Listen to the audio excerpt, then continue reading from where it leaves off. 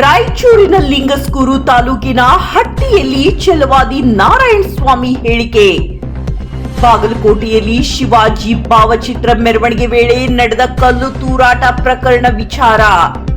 ಹಿಂದೂಗಳನ್ನ ಹಿಂದುತ್ವವನ್ನ target ಮಾಡಲಿಕ್ಕೆ ಕೆಲವರು ಮಾಡ್ತಾರೆ. ಇದಕ್ಕೆ ಕಾಂಗ್ರೆಸ್ ಸರ್ಕಾರ ಪ್ರೋತ್ಸಾಹ ಕೊಡ್ತಿದೆ.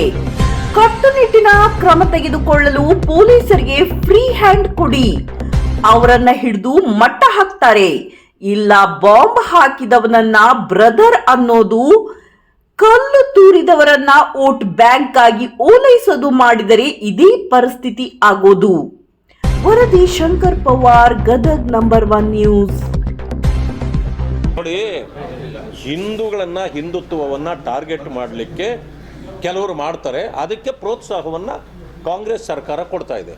ಕಟ್ಟುನಿಟ್ಟಿನ ಕ್ರಮಗಳನ್ನು ಜರುಗಿಸಿದ್ರೆ, ಈಗೇನು ಜೋಶಿ ಸಾಹೇಬ್ರು ಹೇಳಿದ್ರು ಆ ರೀತಿ ಫ್ರೀ ಹ್ಯಾಂಡ್ ಕೊಡಿ. ನೀವು ಇಂಥ ಕ್ರಿಮಿನಲ್ ಆ್ಯಕ್ಟ್ ಮಾಡೋರಿಗೆ ಫ್ರೀ ಹ್ಯಾಂಡ್ ಕೊಡಿ ನೀವು ಪೊಲೀಸ್ನವ್ರಿಗೆ, ಅವರು ಹಿಡಿತಾರೆ, ಮಟ್ಟ ಹಾಕ್ತಾರೆ. ಇಲ್ಲ ಅಂತಂದರೆ ನೀವು ಬಾಂಬ್ ಹಾಕಿದವನು ನಮ್ಮ ಬ್ರದರ್ ಅನ್ನೋದು, ಕಲ್ಲು ತೂರಿದವನು ನಾವು ವೋಟ್ ಬ್ಯಾಂಕ್ಗಾಗಿ ಓಲೈಸೋದು ಮಾಡಿದರೆ ಇದೇ ಪರಿಸ್ಥಿತಿ ಆಗ್ತದೆ.